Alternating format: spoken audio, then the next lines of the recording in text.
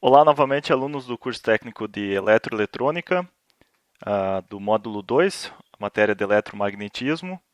Hoje, então, a gente vai fazer a correção da lista de revisão para a prova de vocês. Vamos lá, então.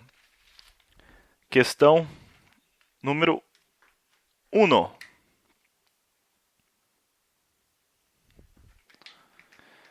Eu vou ler aqui no meu computador, aí a gente faz a correção no quadro. Todo ímã apresenta intensidade de campo magnético H em indução magnética B, sendo que no vácuo e no ar ambas têm o mesmo valor. Certo ou errado?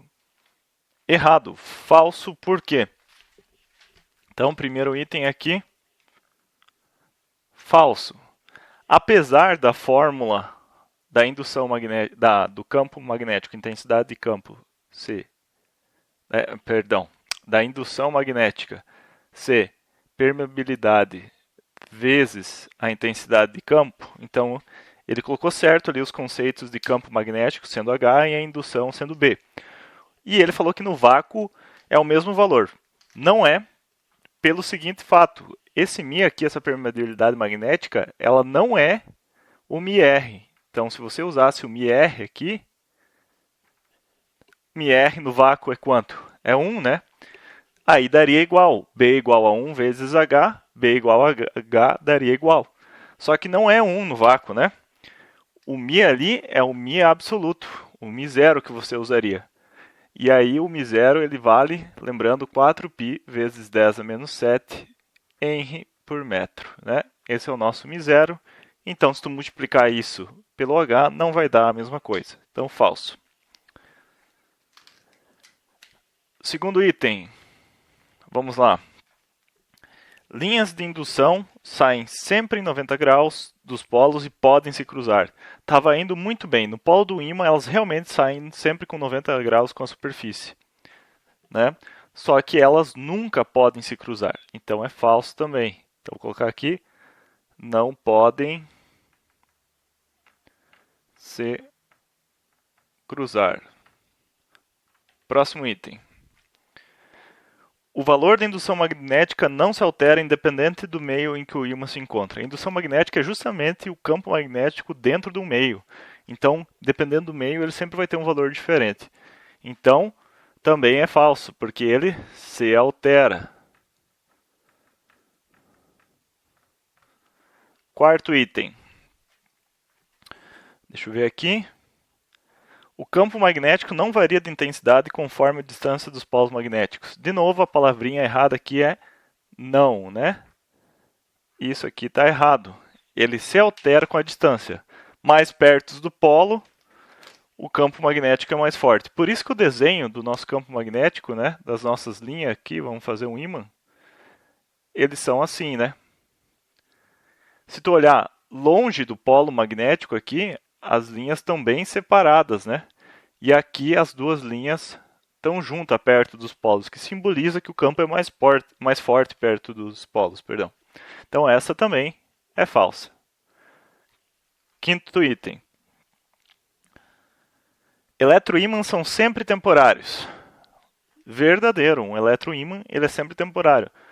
Mesmo o eletroímã muito forte, aqueles usados para levantar carro, né? Eles são temporários. Uma hora ele perde o magnetismo se não tiver corrente passando. Tanto que é assim que ele funciona. Ele corta o magnetismo, cai o carro lá de cima. Então essa aí é a verdadeira, não tem nada que corrigir. Sobre o fluxo magnético é correto dizer: o fluxo é a quantidade de linhas de indução que atravessam a superfície de um material. Seu valor depende da indução magnética, da área de secção transversal e do ângulo alfa de inclinação entre as linhas e a superfície do material. 100% correta. Você tem que lembrar aqui desse item aqui. Então aqui é o sexto item, né?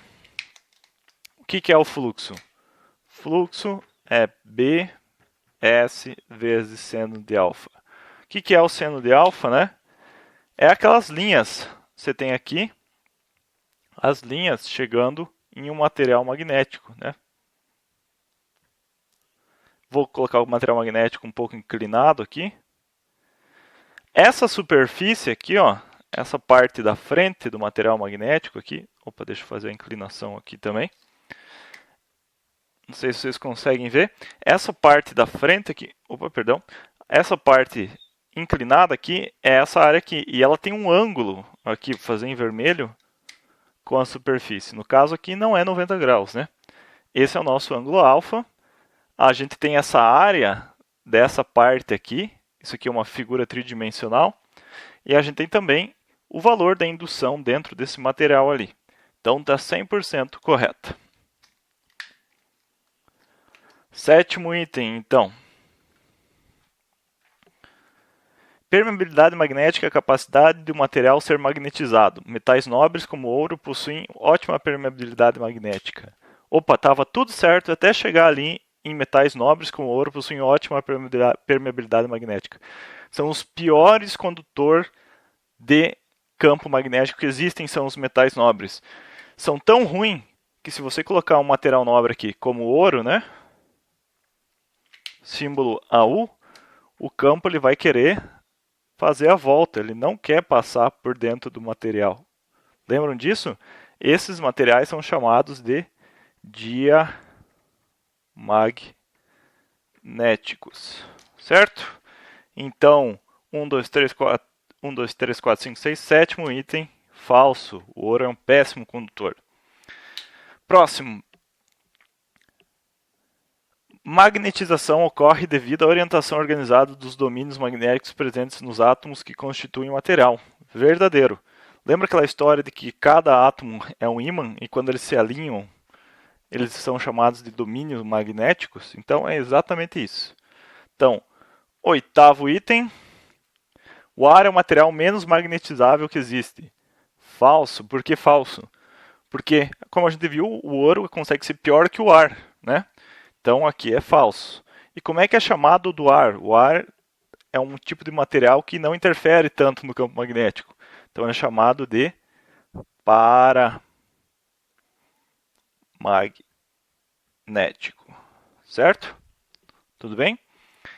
E por último, diamagnéticos são os materiais que constituem os ímãs permanentes. Se tu vai fazer um ímã, tu vai fazer um ímã do material diamagnético igual ao ouro? Não, porque vai ser um péssimo condutor de campo. Então é falso também. Seriam que materiais para fazer ímãs permanentes? Os ferromagnéticos, né? Beleza, essa foi a questão 1. Qualquer dúvida vocês podem deixar um comentário no vídeo ou falar comigo lá no nosso grupo da matéria. E até a questão 2. Valeu!